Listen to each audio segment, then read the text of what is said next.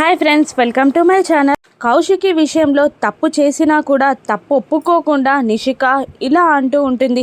అర్హత లేని వాళ్ళు ఇంట్లో ఉండడం కరెక్ట్ కాదు వదిన, అందుకే చెప్తున్నాను ధాత్రి కేదార్లని ఇంట్లో నుండి గెంటేయండి అని అరుస్తూ ఉండగా, అవును నువ్వు చెప్పింది కరెక్టే, అర్హత లేని వాళ్ళు ఇంట్లో ఉండకూడదు అని అరుస్తూ ధాత్రి కేదార్ల వైపు ఒకసారి చూసి నిషిక యువరాజ్ల వైపు మరోసారి చూసి మీరిద్దరూ ఇంట్లో నుండి వెళ్ళిపోండి అనగానే యువరాజ్ నిషిక షాక్ అవుతారు.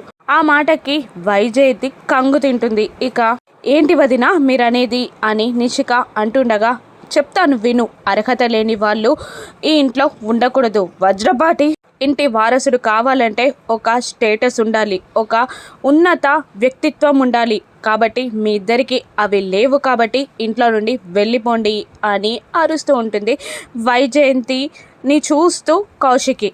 ఇక ఏంటి బాబాయ్ చెప్పండి, మీకేమైనా అభ్యంతరం ఉంటే ఆపేస్తాను అని అంటుండగా వైజయంతి సుధాకర్ దగ్గరికి వెళ్ళి, ఆపవయ్య, కొడుకు కోడలికి అన్యాయం జరుగుతుంది అని అంటూ ఉండగా ఇక మౌనంగా నిలబడిపోతాడు. అప్పుడు కౌశికి, వెళ్ళమని చెప్తున్నాను కదా యువరాజ్ అని అరుస్తూ ఉండగా మళ్ళీ వైజయంతి సుధాకర్ని ఏం మాట్లాడవేంటయ్యా అని అడుగుతుండగా కౌశికి, కాబట్టి మర్యాదగా ఇంట్లో నుండి గెంటేసి ఊరుకుంది, నేనైతే పోలీసులకి కంప్లైంట్ ఇచ్చి జైల్లో పెట్టించేవాడిని అని అంటూ అరుస్తూ ఉంటుంది. ఇక వైజయంతి కౌశికి దగ్గరికి వచ్చి, ఒక్కసారి ఆలోచించమ్మి అని అంటూ ఉండగా ఇక జగదాత్రి నిషిక దగ్గరికి వచ్చి, ఇప్పటికైనా మనస్ఫూర్తిగా సారీ చెప్పండి, తప్పు ఒప్పుకోండి, కోపంలో ఉందక్క, అందుకే అలా చేస్తుంది, ఒక్కసారైనా మీరు క్షమాపణ అడగండి అని జగదాత్రి అంటూ, నీ కాపురాన్ని నువ్వే కూల్చుకోకు నిషిక అని అంటూ ఉంటుంది.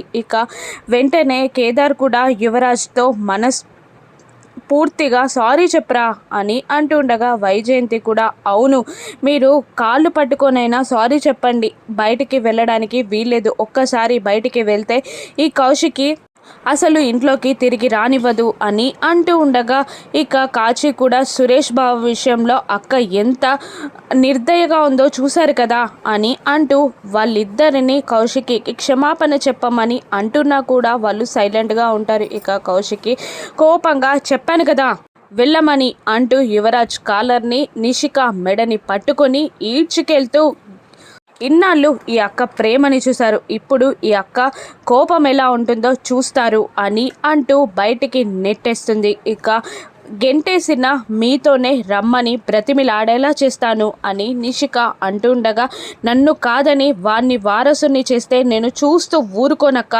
నా ప్రతాపం ఏంటో నీకు చూపిస్తా అని యువరాజ్ కూడా అరుస్తూ ఉంటాడు. కౌశికితో ఏ మాట వినకుండా గేట్ క్లోజ్ చేయమంటుంది కౌశికి.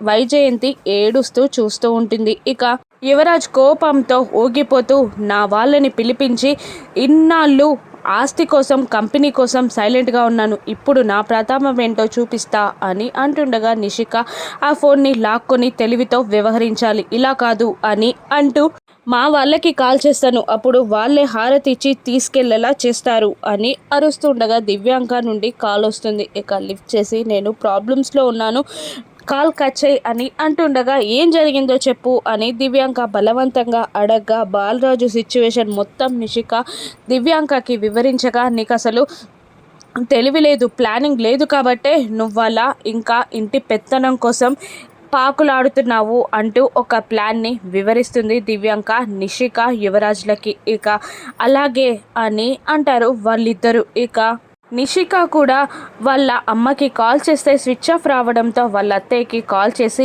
ఇంట్లో జగదాత్రి కౌశికి కలిసి వాళ్ళని ఇంట్లో నుండి గెంటేశారన్న విజయం చెప్పగానే, రేపు మార్నింగ్ వచ్చి ఆ జగదాత్రి పని పడతా అని అంటూ ఉంటుంది వాళ్ళ అత్తయ్య. ఇక మరోవైపు ఇంట్లోకి వెళ్ళాక కౌశికి జగదాత్రిని ఆప్యాయంగా గుండెలకి హద్దుకుంటుంది. జగదాత్రి ఓదార్పునిస్తూ ఉంటుంది.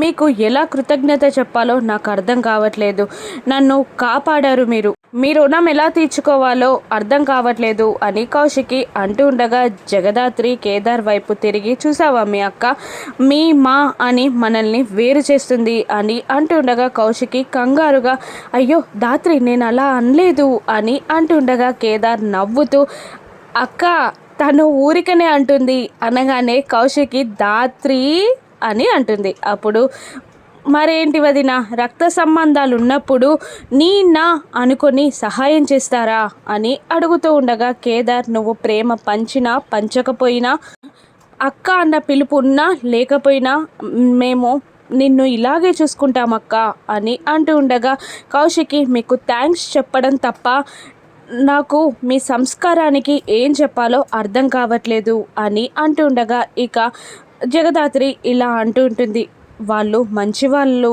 వదిన, చెడ్డవాళ్ళు కాదు, కోపం ఎక్కువ అంతే.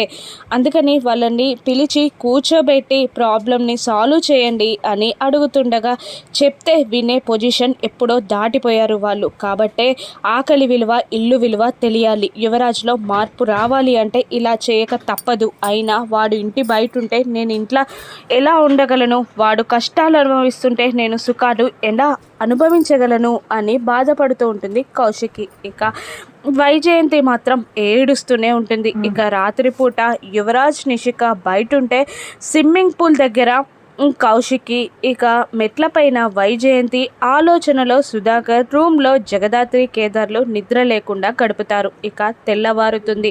దివ్యాంక ప్లాన్ ప్రకారం వజ్రపాటి ఇంటి ముందే వజ్రపాటి టిఫిన్ సెంటర్ పేరుతో టిఫిన్ సెంటర్ని ఓపెన్ చేస్తారు యువరాజ్, నిషిక. ఇక అక్కడున్న వాళ్ళకి ఇడ్లీలని, వడలని నిషిక సర్వ్ చేస్తుండగా దోశలు వేస్తూ ఉంటాడు ఆ యువరాజ్. అదంతా గమనించిన బూచి కంగారుగా, ఎంత పని చేసావు బామర్ది అని అనుకుంటూ లోపలికి వెళ్ళి, వదిన, అత్తయ్య, మామయ్య, జగదాత్రి, కేదార్ అని అరుస్తూ బయటికి తీసుకొచ్చి అక్కడ జరిగింది చూపిస్తూ ఉంటాడు. అక్కడ సిచ్యువేషన్ని తెలుసుకున్న వాళ్ళందరికీ గుండెల్లో గుబెళ్ళు అంటుంది. అక్కడ టిఫిన్ సర్వ్ చేస్తున్న యువరాజ్, కేదార్లకి. ఇక వైజయంతి వాళ్ళ ముందుకు వెళ్ళి, ఏంటమ్మా ఇది, ఇలా చేస్తున్నారేంటి అని అంటూ ఉంటుంది. ఇక జగదాత్రి నిషిక దగ్గరికి వచ్చి, ఇలా చేస్తున్నావేంటి, అసలు ఏం జరిగింది, ఎందుకు ఇలా చేస్తున్నావు అని అడుగుతుండగా కేదార్ యువరాజ్తో, నువ్వు ఇలా చేస్తే కంపెనీ పరువు పోతుంది, ఇంట్లో కంపెనీని నిలదొక్కుకోగలమా